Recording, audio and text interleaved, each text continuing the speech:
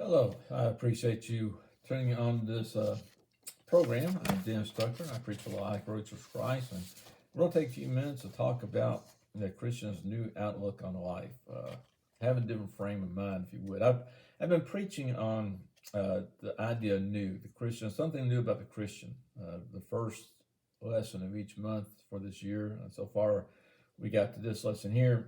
In the last lesson, I was talking about the new self-image. I noticed quite a few people actually tune into that lesson and talking about how we view ourselves. Well, this lesson here, instead of looking inward, we're going to look outward, how we should look at other things. Because as one brother said, what's more important than reality? And what he meant, and he's saying it was perspective, our view of things. To us, that's really more important than reality. Now, we may have a skewed view of things and do things wrong or make wrong assessments because of that. But we have to be able to change our perspective of things at times. I'm thinking about the illustrations. Probably some of you have heard these before, and so I apologize if you have. But you think about, are you the half glass? Are you the glass half full kind of person, or are you the glass half empty kind of person? Which way do you look at life? Which way do you look at different things in life? And so, for instance, what basketball player took the last shot in over 40 games that would have won the game but missed? What baseball player went to the plate and struck out over 2,000 times in his career?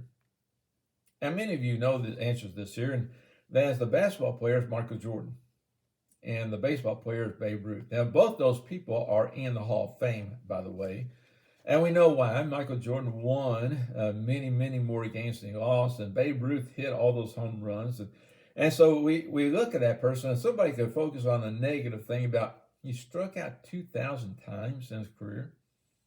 Or a person may look at Michael Jordan and said he lost 40 games where the team was relying on him. But how do we look at this? How do we view life in our lives ourselves? And so, first of all, we need to kind of clarify what I mean by the Christian's new outlook on life. And that the Bible says that a Christian is somebody that has been justified and exemplified, if you would. And that is our frame of mind should be focused on who God is and what God has done for us, how God has changed us, that we need to think about His goodness and His wisdom and His power in life as we live our lives, and not focus on our inadequacies. That we think about God, and over in Romans 15, verse 13, he says, the God of hope, use that phrase, the God of hope, who can fill us with all joy and peace in believing. We think about God and all the different qualities of God, and here is one of hope, a desire plus expectation. In 1 John 5, verses 4, it says, faith is the victory which overcomes the world. And then kind of show you the power of this, what can happen, and that is, you think about the apostles. When Jesus crucified, what was their perspective? Their teacher that they had followed all those years had been crucified. He was on trial and been crucified. And we read about them as far as leaving him, forsaking him. And then not only that, but also in various passages we find that they are hiding, it seems like. And then, just 40 days later, they are boldly proclaiming the word of God on the day of Pentecost. And so they had gone from doubt and despair and dejection and despondency to the idea of hope and courage and joy in their preaching. In John 16, verse 22, Jesus tells them and says, therefore now have sorrow, but I will see you again, and your heart will rejoice, and your joy no one will take from you. Now, you don't be sorry right now, but there's going to be a time when you don't have great joy in your life. And so we look at the day of Pentecost, the preaching of the gospel, and the people as they were obeying the gospel. And Acts 2, verse 46 says, so continue daily with one accord in the temple, breaking bread from house to house. They ate their food with gladness and simplicity of heart, praising God and having favor with all people. And the Lord add to the church those being saved. Notice there the words here of gladness and praising God. And so you see there's a dramatic change in them. And part of the thing is that they were focusing on what God is doing through them instead of focusing on themselves. And we have to look at the big picture, look at God instead of ourselves. And so we need to identify and really kind of clarify our role in all this. And that requires us to think differently than what the world thinks, and probably think differently than the way we used to think. And again, that's really what the struggle is. And when we think about ourselves, when we think about our circumstances around us, how do we think? Okay, what are we thinking about? And Romans 8 verse 6 says, "For to be carnally minded is death, be spiritually minded is life and peace." A spiritual mindset is not an easy mindset to have. It focuses not on the temporary and things we see right now, but focus on greater things than that. And so Romans 12 verse 2, which is a passage that it should really stick in our mind, "And do not be conformed to this world, but be transformed by the renewing of your mind, that you may prove what is good and acceptable and perfect will of God." That renewing of the mind is the spiritual mindset that we look at, that we read about there in Romans 8 and verse 6 here for us. And so I'm not, and when I say that the Christians have a joyous outlook on life, I'm not trying to be Pollyanna about this. I'm not the kind of person when somebody asks me today on a regular day, how life going or how things going. I'm not the kind of person that's great, it can't be better, and just be so enthused about it. I usually say, well, it's going good. I know one time somebody stopped and kind of like, because I'd always say going good, and maybe I should be a little bit more enthused about it, but I just don't say, when I say it's going good, I mean it's going good. And that is that we need to have an outlook that says, okay, life is all right, that we look at and realize that as Christian, that we're going to have sorrows, we're going to have difficulties in life, we're going to have pain in life, but we need to be able to rise above them. It'd be nice if God would have done what Satan accused him of doing with Job. You may recall that Satan, when he appointed Job, and God basically asked Satan, "Have you considered my servant Job out there?" And Satan basically said, "Well, you put a hedge around him. You're blessing so much that he's not feeling any pain. He's not feeling any sorrow. He's not having any difficulties. Take those let him afflict him for a while, and he will curse you. He will turn away from you." Now, God allowed, and God just pointing out that, okay, but we may think here, it'd be nice if God actually had done that with us, or God would do that with us. If God would say, okay, because you're now a Christian, you know what? You're not going to have any more trials. You're not going to have any more heartache. You're not going to have any more pain. It'd be nice to look at life that way, but we realize that's not the way life is. And we think about Jesus as the supreme example of how he viewed the pain and suffering and sorrow of this world. In Hebrews 12 verse 2, it says, "Looking into Jesus, the author and finisher of our faith, who for the joy that was set before him endured the cross, despising the shame, and has sat down at the right hand of the throne of God." Jesus is our example. Somebody knows here, despised the shame of the cross. But he did that. And he rose triumphantly to sit at the right hand of God.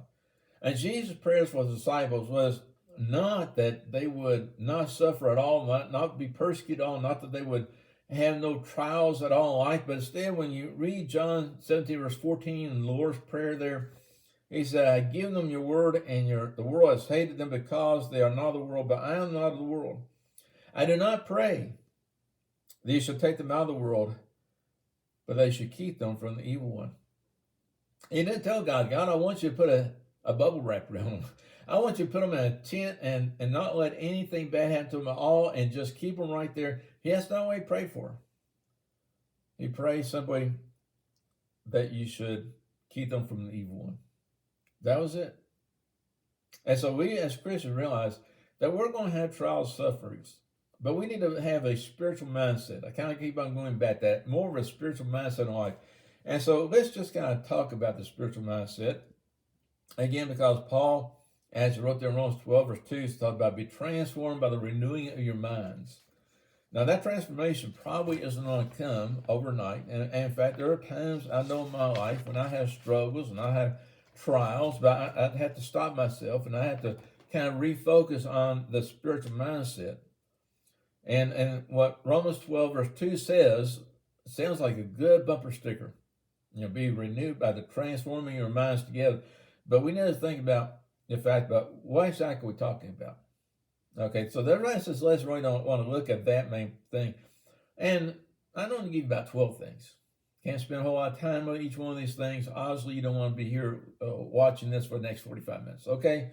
But 12 things. One is to be more grateful towards God. To be more grateful for what God has given to us. We've all seen the movies of maybe it's a young teenager or adult or somebody, but they have the best extravagant lifestyle possible. They're living the life of the rich and famous. And the problem is they are snooty and they are not thankful what they receive, and they are egotistical and self-centered and have all these bad qualities. And something happens in that their fortunes change. And through the rest of the movie, they're learning to be more appreciative of what they used to have, and to be more content, not having all the finer things of life. And we may look at that thing, that serves that person right, because that there's just a despicable person. How many of us are grateful for all the good things God has given us in life? How many of us are maybe more like that rich brat than what we like to think we are? And you start thinking about John 3, verse 16, for God so loved the world that he gave his only begotten Son. And we stop right there and just think about how grateful we are that God cared for us enough to send his Son to die on the cross for us, so that we can have eternal life. Be grateful for all the other blessings God gives to us. A second thing, be more patient in our outlook towards people. And that's hard to do sometimes, that we kind of can get a short fuse. And Paul writing to Timothy about being a servant and being a preacher of the Lord's word.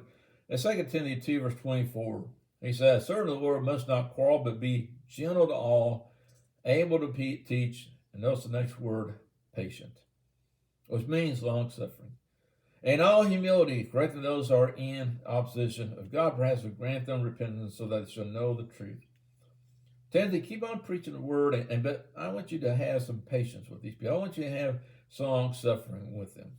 Be patient towards those who are outside, or those who, and that requires us to kind of sometimes think about where they're coming from, about what they're having to give up, what they're used to in their life, and the changes that they're called to make in their lives. Be patient with them.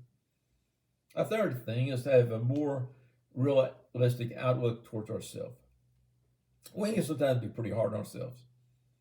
I know that at times I'm my own worst critic. I'm my own worst enemy. And how I view myself, and all of us can look at our lives and think how stupid we've done things, or how we have made mistakes, or how we should have been better at maybe better parents, or better husband or wife, or better servants of God. But we need to have a realistic outlook towards self. If you go in Romans 12, verse 3, it says, for I say, through the grace given me, that everyone is among you, not to think of so more highly than they ought to think, but to think soberly, as God dealt to each one a measure of faith.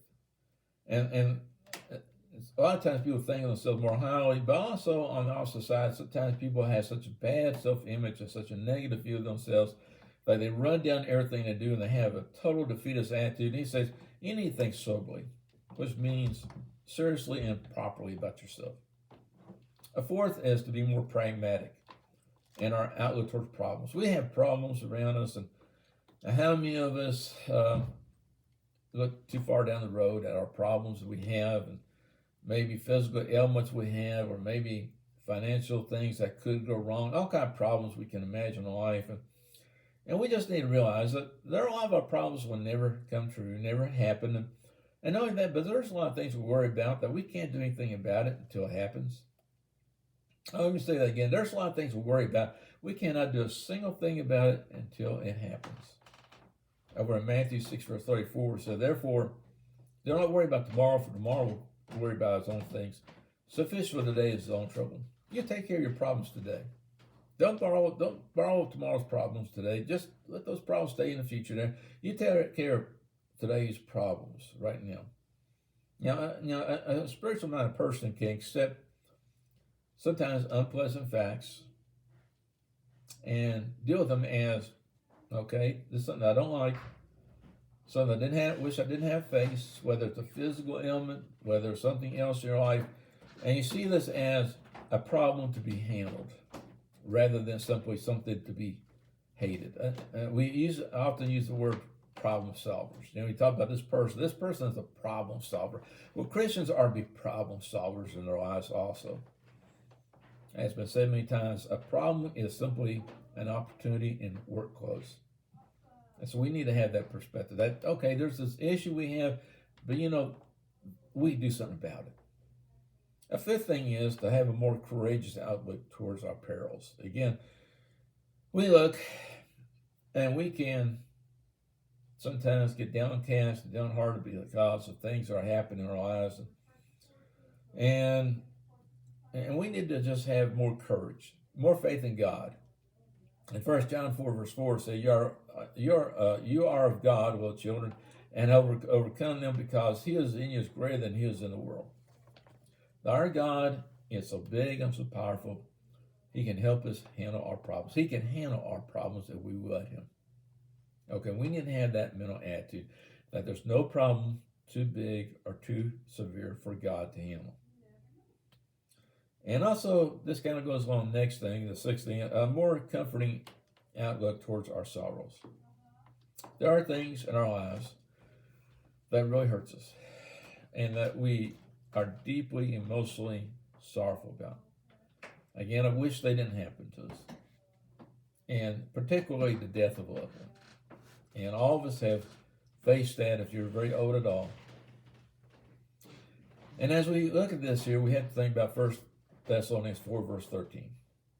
Well, he said, but I don't want you to be ignorant, brethren, concerning those that have fallen asleep, lest you sorrow as others who have no hope. The world, when they view those who have passed away, and that's what Paul is specifically talking about here, those who have passed away, and they sorrow as those who have no hope. And I will tell you that I've been to a few funerals where, because of the lifestyle of the person, because of what they've done, that realistically, I can't have a whole lot of hope for them. And those are such situations. And those are atheists. When they, by their doctrine, when somebody dies, that's it. They have no hope. But he said, don't sorrow like that. Those are our loved ones who pass away in the Lord. And he says in 4 verse 18, therefore comfort one another with these words. We should be able to take comfort in the fact that our loved one has served their life and spent their life serving God. And though they passed away, and yes, we missed them, and yes, we are hurt by them being God, but they have served the Lord and they're in a better place. The seventh thing is be more content towards our outward wants. We live in a time where we have a lot of good things, a lot of trinkets, a lot of toys, plenty of food in the refrigerator, clothes in the clothes in the closet, have a car to drive, have all these good things around us. And sometimes though we look around and we can think about, boy, I wish I had this or that. And sometimes we can become envious of those that have all those things. We just need to understand that Paul in Philippians 4, verse 11 and 12, and I'm going to kind of paraphrase what Paul said there, but Paul said he had at one time abounded. At one time, Paul had all the finer things of life, and Paul then said that he had been abased also, that he had lost all those things. In fact, when Paul writes here, he may have been between prison stints at that time, but he had learned to be content. He had learned to be happy with what he had. And there's times that we look and just think, I need to be happy with what I have. My want sometimes isn't really what I need. And so be content with what you have. Eighth thing is be more enthusiastic about your outlook towards work. And that is that when we have something that has to do, a job to do, do it with the greatest of our ability. Do it with a sense of caring. When you look over in Colossians 3, verse 23 says, and whatever you do heartily as to the Lord and not to men. The success of people is usually not determined by things by luck. I know there are times you look at somebody and say, well, they just got lucky, and maybe that person did. It's usually not determined by simply skill alone. There's a lot of people who have skills but never do anything with it. But it's towards the person who makes the effort to do their best. He makes the effort to work and show up every day and do their best every day. I like the quote by Edward Butler. And he said this: every man is enthusiastic at times. One man has enthusiasm for 30 minutes. Another man has it for 30 days. But it's the man who has it for 30 years who makes success in life. Prolonged enthusiasm. Do your best day after day. Have that mindset to the job, no matter what it may be. And it may be, by many people's standards, a job that doesn't matter, but do your best no matter what job you have. And this gets to number 9, a more confident outlook towards our responsibilities. When our children growing up, they were on the television, Bob the Builder. And if you watch Bob the Builder, you know his slogan is, yes, I can. Yes, I can. Whatever the job is, yes, I can. We need to have that kind of attitude of yes, I can in life. 10 is a more optimistic outlook towards the future. No matter what the future may bring, we don't know what the future's going to have. It may bring trials, and we don't know if there will be heartaches, but Paul, when he's facing prison and facing possible death, he looked at his future with a sense of optimism. In Philippians 1 verse 19, it says, for I know that this will turn out for my deliverance through your prayer and supply of the Spirit of Jesus Christ. According to my earnest expectation, I hope that in nothing shall be ashamed, but with all boldness, as always. So now also Christ will be magnified by body, whether by life or by death. And he said, no matter what happens to me, I just want to be the best Christian I can be. Whether I die, whether I live, let Christ be magnified, glorified in my body. 21, for me to live is Christ, and to die is gain. But if I live on the flesh, this will mean fruit for my labor. Yet, what shall I choose? I cannot tell. Now stop thinking about that. He's ready to die. It'd be easier if Paul died. But he says, if I live on, I can do more. I can simply do more. And he goes on 23, for I'm hard pressed between the two, having the desire to depart and be with Christ, which is far better. That's door number 1 here. That's the better door. Nevertheless, to remain in the flesh is more needful for you. And being confident of this, I know that I shall remain and continue on with you for all your progress and joy of faith, that your rejoice for me may be more abundant in Christ Jesus by my coming to you again. It's better if I stay. And I'm happy with that. I'm okay with that. Although, to die and go on is better. I'm all right with this living on because I can help you. We need to have that mindset. We need to have that mindset of, okay, this is what I really like, but I can accept the other and I can do better. I can do good things with the other also. 11 is a more fervent outlook towards eternity. And that's what Paul had. Paul had this outlook towards eternity that says, I'm ready for it. I want to go there. I want to face it because eternity is what really matters in this life. Jesus in the prayer in John 14 chapter said, let not your heart be troubled. You believe in God, believe also in me. In my Father's house are many mansions. If it were not so, I would have told you, I'll go prepare a place for you. And if I go prepare a place for you, I will come again and receive you to myself, that where I am, there you may be also. And where I go, you know, and the way you know. Jesus said, I'm leaving to prepare this special place for you. It's waiting there. And so when you think about eternity, I don't know, eternity is a scary thing to think about, the other side of the grave. But think of it as a place that Jesus himself has prepared for us. You ever maybe gone to see somebody, or you tell somebody you're going to their house and be visiting there, and they say, oh, come on by the house and you can stay with us. And when they're saying that they have a guest bedroom and it's going to be really nice and it's going to be comfortable, and you look forward to being there. That's what we need to look at eternity. And 12 is more peaceful outlook towards all things. Boy, that's hard to do. Just have a sense of peace towards all these things. But when Jesus, as you go on, John 14 chapter, verse 27, said, peace I leave with you. My peace I give to you. Not as the world gives to you, but not your heart be troubled, neither let it be afraid.